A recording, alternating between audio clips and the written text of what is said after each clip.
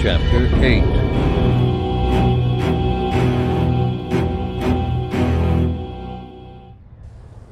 "Let me make sure I understand," said Princess Leia, turning away from the broad windows of the executive conference room to face Admiral Akbar and General Abad. "No one has seen any of these vessels for 10 years, and that's why you're worried about them?" Akbar and Abad exchanged looks, negotiating who would answer. "Essentially, that is correct," said Akbar, who lost. "Why doesn't it sound as silly to you as it does to me? I believe you're worried about literally nothing." Akbar cleared his throat. "Princess, you know the price of being wrong. It can be a fatal error to underestimate an enemy's strength, or the seriousness of a threat.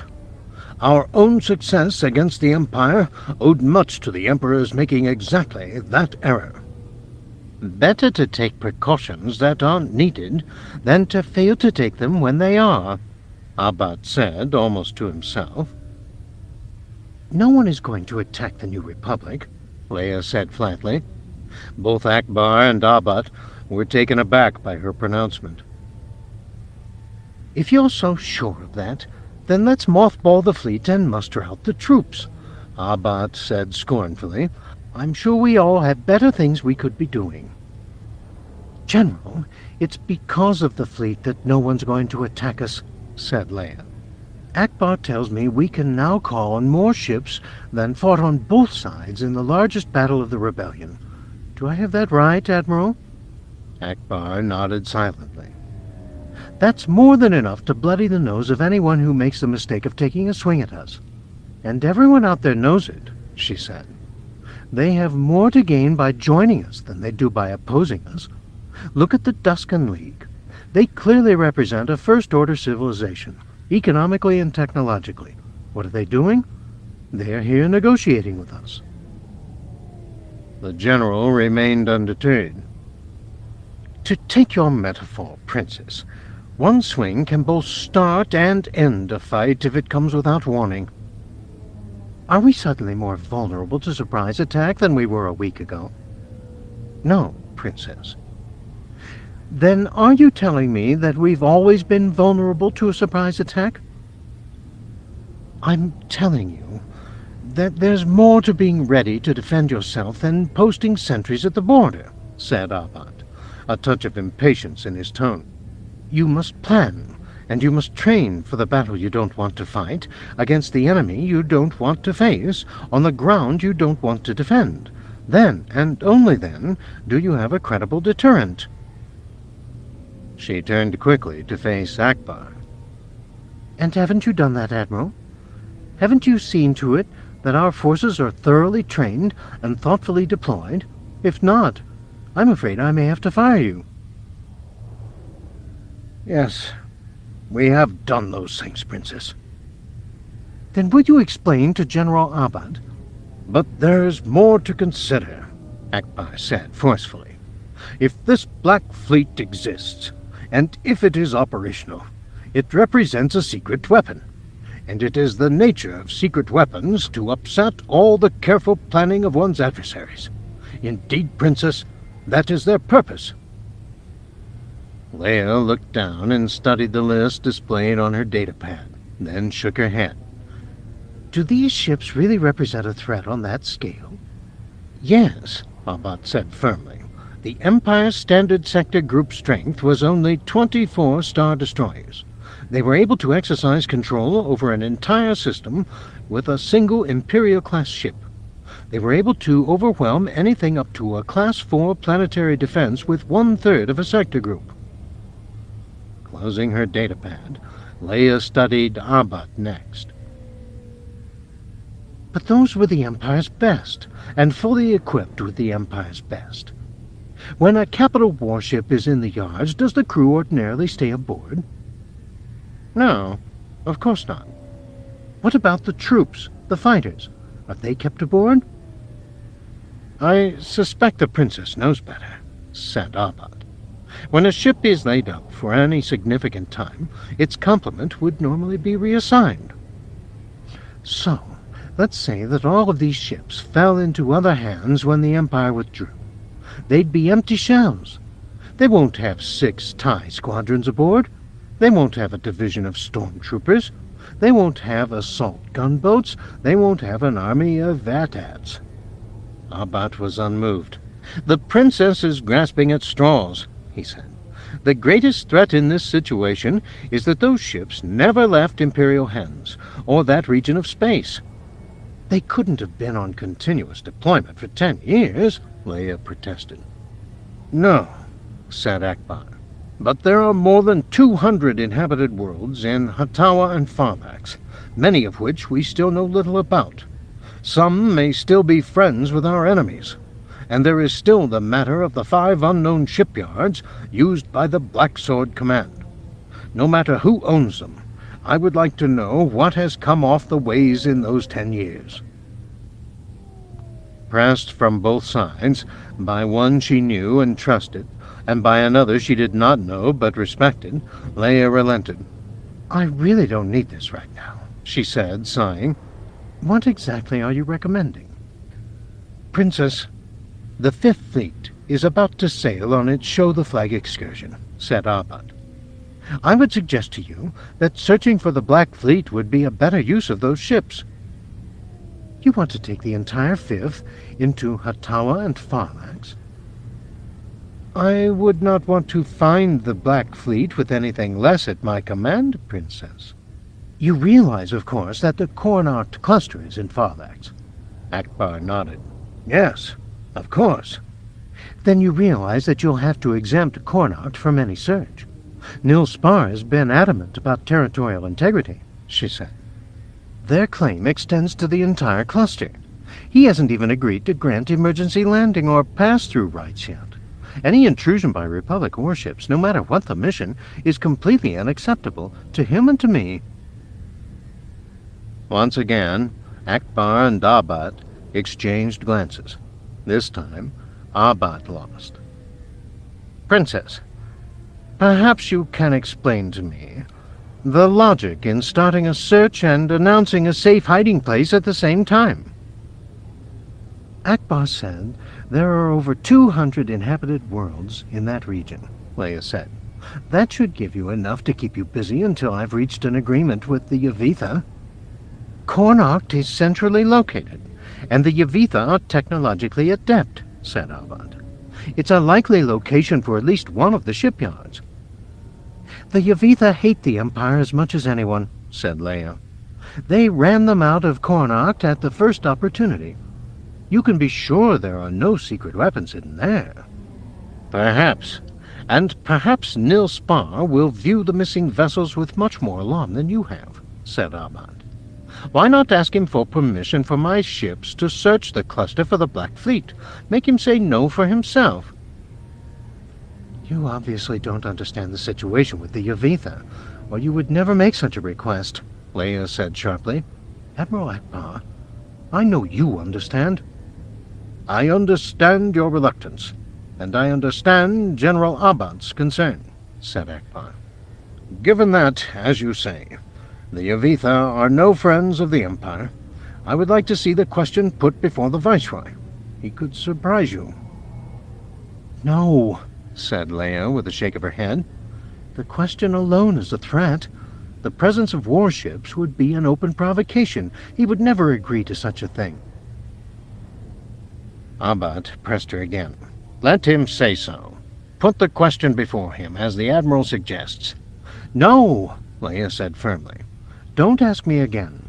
General, you may take the 5th into Hatawa and Farlax to search for Neely Kirka's phantoms. You will respect the boundaries asserted by the Duscan League, and not enter the Cornacht cluster without explicit permission from me. Is that understood?" Abbot rose from his seat and made himself tall. "I understand," he said. "Please, excuse me, Princess. I have a great deal to see to." "Good day, General." He saluted smartly and was gone. "I want your word too, Admiral," Leia said, turning to Akbar. "I won't have all my efforts with Nil Spar compromised. I've worked very hard to earn his trust. I don't intend to lose it because some junior intelligence analyst couldn't get his lists to agree. You are chief of state and my superior, said Akbar, standing. You do not need my word, but I give it to you. Your orders will be obeyed, but I cannot give you my approval. I believe you've wrongly placed a lesser matter above a greater one. Curious. That's exactly how I felt listening to you and General Abbott, Leia said. I considered it quite a concession on my part to agree to send the 5th into those sectors at all. You might try to appreciate that a little more and lecture me a little less.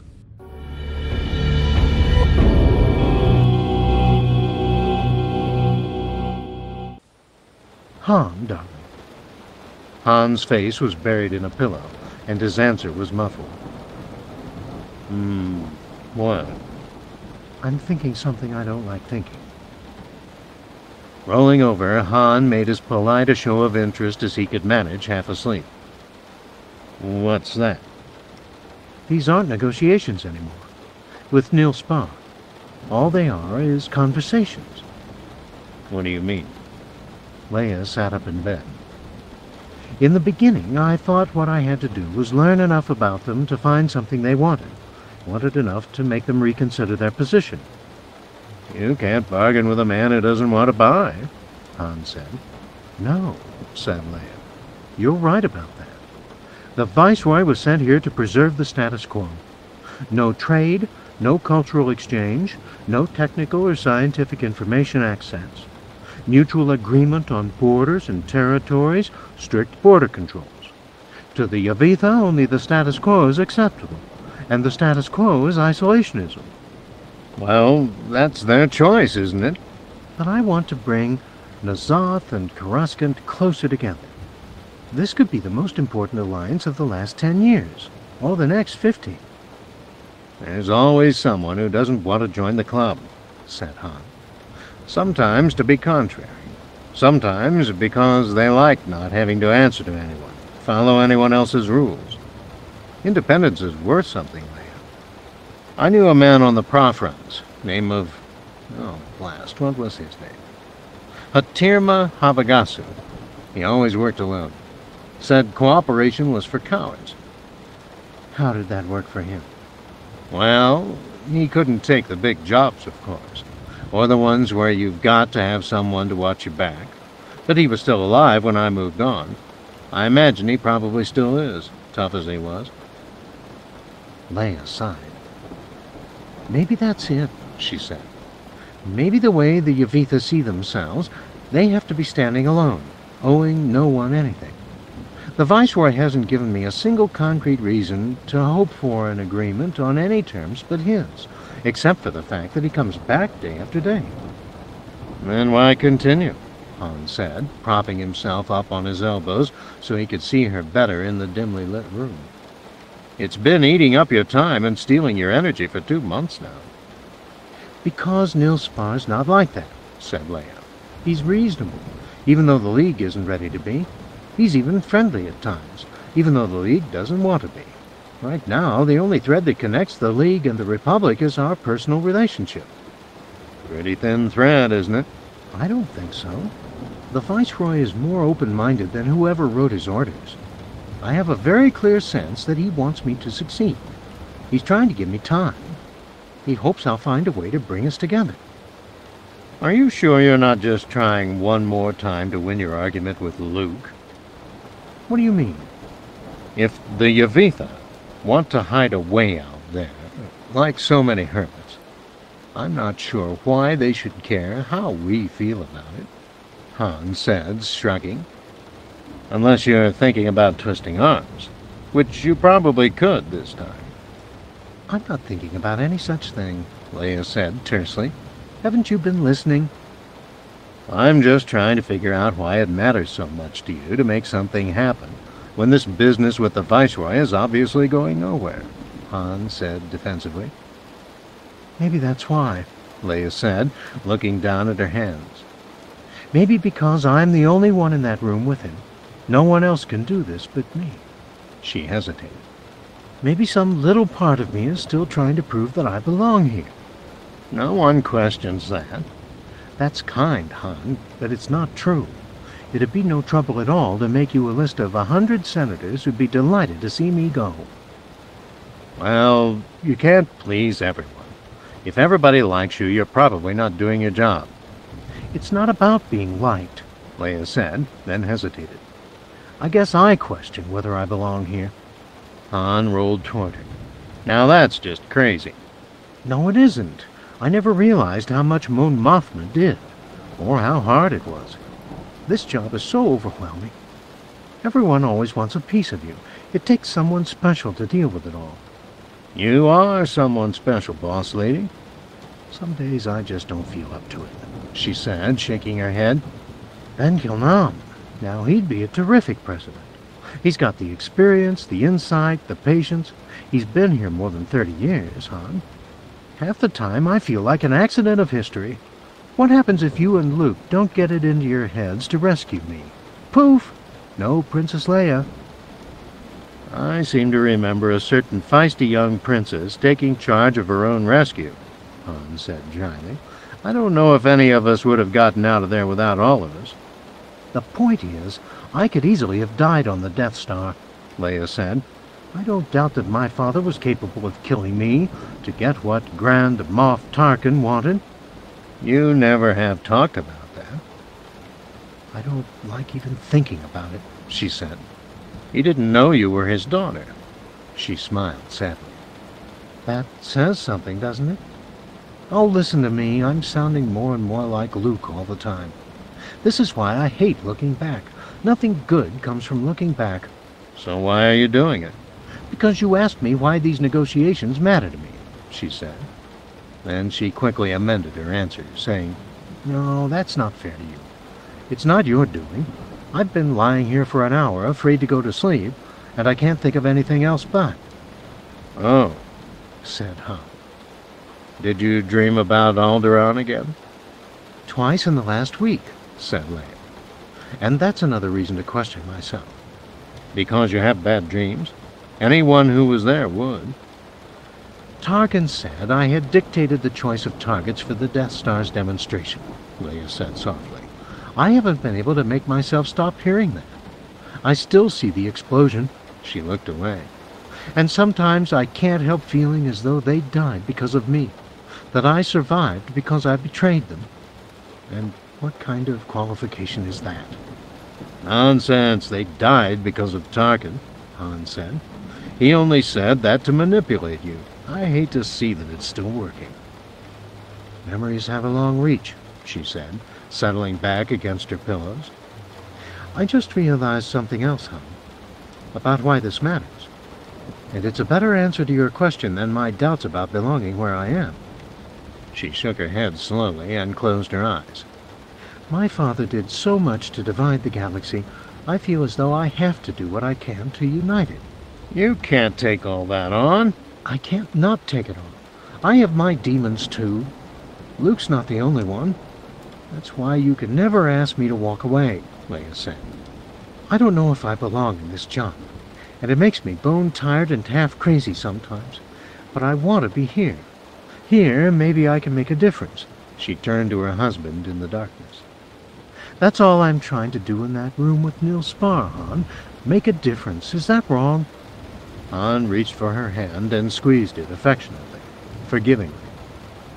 No, there's nothing wrong with that. But you might think about throwing in a vacation here and there, when you start to feel the walls closing in. Let someone else mind the snore for a while. There isn't anyone else, she said with a hint of sadness. They come here to see the president, so that's who I have to be.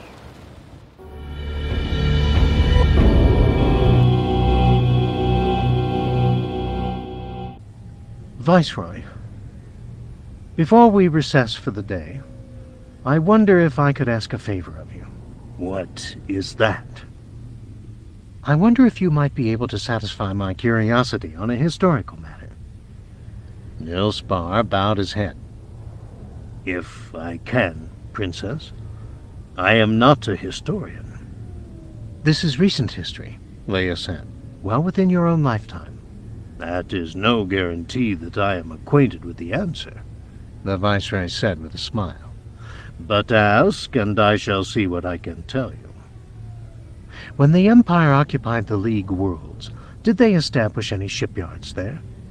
"Oh, yes," Nilspar said. "Several of them. This history I am well acquainted with. We Yavitha are skilled in matters of making. It is a gift of our very being. These hands," he waggled 6 long, glove-covered fingers before his face, "are sure. These minds," he tapped his thorax just below his neck, "learn quickly. But the Empire made our gifts our curse. Thousands of my people were made to work as slaves to repair the very machines that were used to oppress us and to wage war on your rebellion. When the Empire left Cornoct, they took all that they could with them and destroyed what they could not. The shipyards, the spaceports, the power stations that fed them, even our own few vessels, killing more than 6,000 Yavitha in the process. It was one final act of savagery to end a reign of cruelty," said Nilspar. "But tell me, Princess, how is it that you asked this question? I know your face, and this is not idle curiosity." "No," Leia admitted. "My defense advisors have become concerned about the possibility of old Imperial capital ships in the patrol area of the Black Sword Command, Farlax and Hatawa. It's more a matter of bookkeeping than anything else, but I've had to give my permission for some further investigation." "Your advisors are only prudent to insist on it," said Nilspar. "They serve you well to worry over such things. Tell me, how many ships are they seeking?"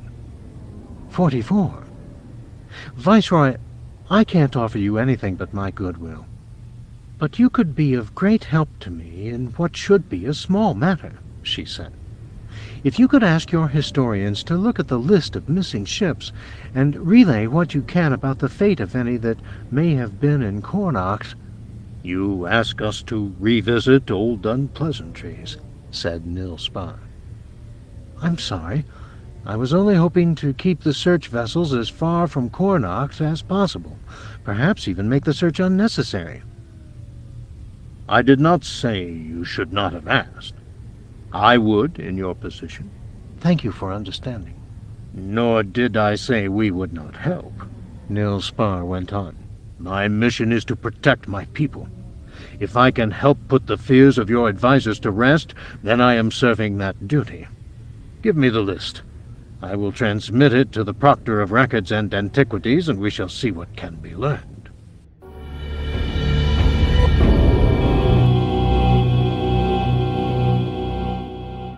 "I want you to know, Admiral, that I do not plan to make a habit of idle exercise," said Akbar, wheezing, as he walked along the cinder track beside Drayson. "I thought you should know that Leia gave him the list." "What?" "At the 3rd session, this evening." "She should not have done that," Akbar said darkly. "What could she be thinking?" "She asked the Viceroy for a report on what the Yavitha know about the missing ships," said Drayson, his voice calm. "In effect, she asked him to search his own pockets, so the 5th doesn't have to frisk him." "How foolish of her!" "But logical from a certain point of view. She trusts him." "Do you?" "I'm not paid to be trusting," said Drayson. "And if the Yavitha are holding those ships?" "Then these conversations with Nilspar are every bit as important as the Princess believes them to be." "I do not like the way he has separated her from her staff. She should have talked to us before doing this," Akbar said, shaking his head slowly. "But she didn't," said Drayson. "There's one bright spot to consider, though. When he transmits that list home, we should finally be able to break their encryption key. The list is more than long enough, with highly distinctive sequences." Akbar did not seem to take much comfort from Drayson's words. "In the meantime, we may have tipped our hand, and the 5th Fleet sails in 2 days. What am I to tell General Abbott?" Nothing, Jason said firmly. There's nothing we can tell him yet. Let's see how the Viceroy responds to Leia's request. That may tell us something useful. The list Leia had given Nil Spar was now yellowed by disinfectant and sealed behind a heavy layer of transparent isophane. It was the first Republic artifact the Viceroy had allowed into his quarters on the Armada, and that only because he needed to think at length about what it meant. For more than an hour he carefully reviewed the plan he had been following, considering whether the list before him altered any of its assumptions. In the end, he concluded that it did not. All would continue as before, only the timetable might change. "They know," he signaled his lieutenant on N'Zoth. "Make ready. It will not be long." Then he walked to the bulkhead and opened the night womb, where his nesting awaited him hopefully. He sank back into its comforting softness and soothing scent, letting it enfold him in darkness, enclose him in shelter, embrace him in fond, tender concern. Bliss came on him, and he surrendered to the joy of reunion.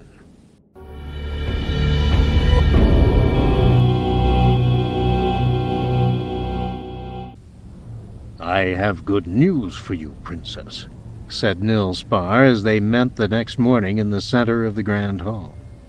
As he spoke, he handed a copy of Leia's list back to her, and she scanned it quickly. The majority of the 44 names had been marked in one of two colors. "I have consulted with those most knowledgeable in this matter," he went on, "and they can account for all of the vessels I have indicated. The greater number were destroyed in the shipyards at N'Zoth, Jina, and Wakaiza. The others are known to have taken part in the destruction and retreat." "Viceroy, I'm overwhelmed. This is most welcome news, more than I'd hoped for. And to have an answer so quickly makes me all the more grateful." Nil Spar nodded. "No great difficulty was involved, Princess. It was simply a matter where we had knowledge that you did not. Shall we sit?" "Of course," she said, and they settled in their familiar places. "Viceroy, I wish that I could repay this favor in kind. Is there no question that we could answer for you? A matter of science, of history, perhaps even your own history? The Republic has full access to the galactic libraries of Obersky." "No," said Nil Spar. "I'm sure your offer is well meant, but I do not think your libraries give importance to that which the Yavitha value. I feel I must tell you that those who gave me the information you asked for urged me to also bring you the names of the 6,405 Yavitha who died that day.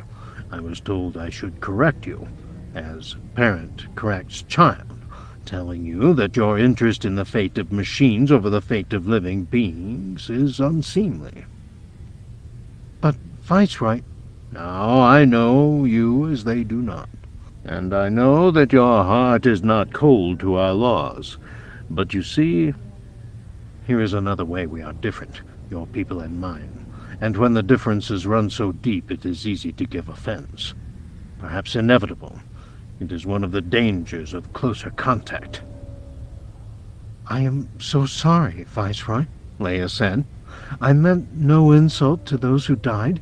You know I only want to try to see that no one else need die. Please, will you accept my apology?" "Your apology is unnecessary," said Nil Spar. "I do not judge you as I would judge Yavitha. It is enough. Let us speak of something else." "Good morning, Admiral," the voice on the comlink said. "Are you alone?" Akbar was momentarily taken aback. Yes, go ahead." "There's something you should know before you talk to the commander," Jason said. "Nil Spar gave her his answer a little while ago, and it was what she wanted to hear, that most of them are gone. But he never transmitted the list home." "Are you sure?" Yes. I don't know what he did send, but it was far too short to have been the list, and there's been no reply. Does this mean that he is lying, or that he already knew where they are? It may only mean he had all the records he needed already at hand. It's impossible to say. You should be telling Leia this, not me. You know that's not possible. She's set on playing by the rules. So what do I tell the General? Akbar said, his voice rising in exasperation. The 5th sails in less than 40 hours. You'll have a fight on your hands before that happens, said Jason. But tell him to be very, very careful.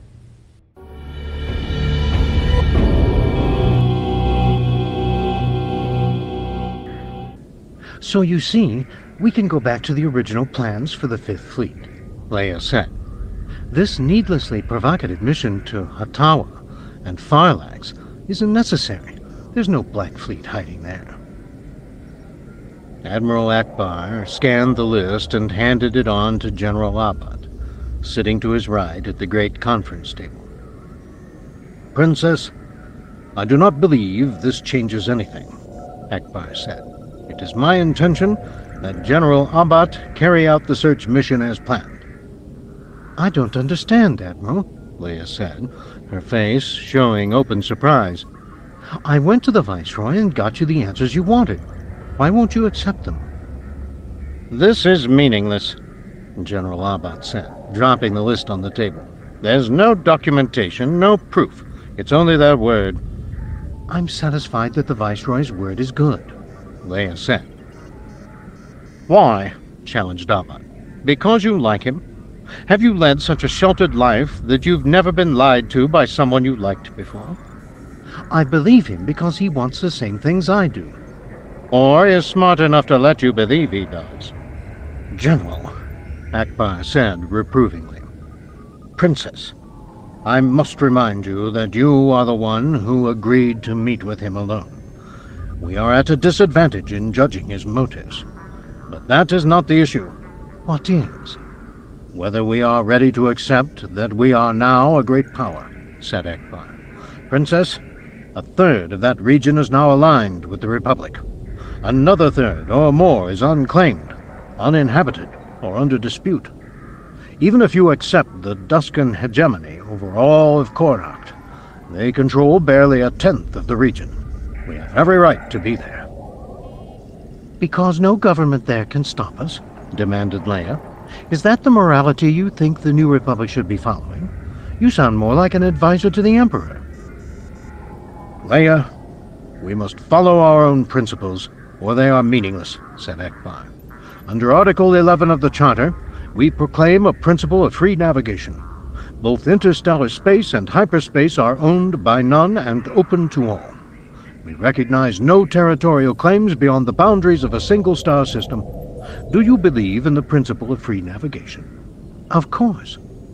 Then there is no precedent for the Duskan League's claim to an entire star cluster, said Akbar. I am willing to accept that we will choose not to enter Kornakt at this time. I am not willing to accept that we have no right to go there. It's what the Duskan League is willing to accept that matters here. Not more than our principles, said Abad, and not more than our own security. The idea that we should stay away from Farlax because it might upset the Yavitha is absurd. If it comes from them, it's unreasonable paranoia. If it comes from you, it's unreasonable timidity. Leia's eyes flashed dark anger. General, you sound like you don't care about the possibility of alienating the Duskan League. If you're afraid to offend someone, they control you, Abad said. And that's no way to govern. Or negotiate. No one respects weakness. Is that all friendship is to you? Weakness? Treaties aren't built on friendship. They're built on mutual self-interest. Or they're no more than polite lies. You are quite the cynic, aren't you? I'm afraid the General is right, said Akbar. We must honor the same claims we make on our own behalf, but we cannot sacrifice our freedom of action simply to please a would-be ally. We cannot shackle our own hands simply to appease a possible enemy.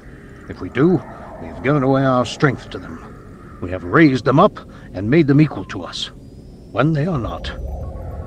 I thought equality was another of our principles. Between members of the Republic, yes. But even there, you must admit, some are more equal than others, Akbar said. We must look to our own interests first, Princess. And our first and strongest interest here is to learn the fate of the Black Fleet. I would be more than glad if we confirm what the Viceroy has told you. But we must confirm it. The ships about which Neil Spar could say nothing are enough in themselves for concern, said Abad. Leia ignored him, focusing her attention on Akbar. You feel that strongly about this? Yes. If you do not agree to let the fleet's orders stand, you will have to find someone to replace me, said the calamari. You will have no choice. I cannot continue without your confidence. Leia closed her eyes and bowed her head slightly. Searching her heart, she could not find the strength to resist Akbar's earnest certainty. How could she place her judgment above his? This was his domain. She did not trust herself that much. Very well, she said. The orders stand.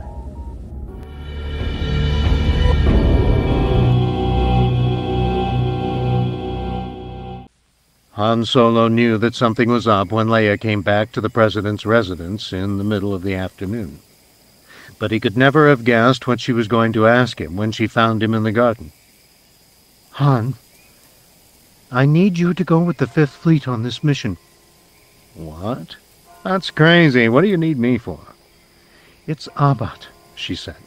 I don't know if he really accepts my authority and judgment. Then ask Admiral Akbar to relieve him of command. You have a right to senior commanders you have confidence in.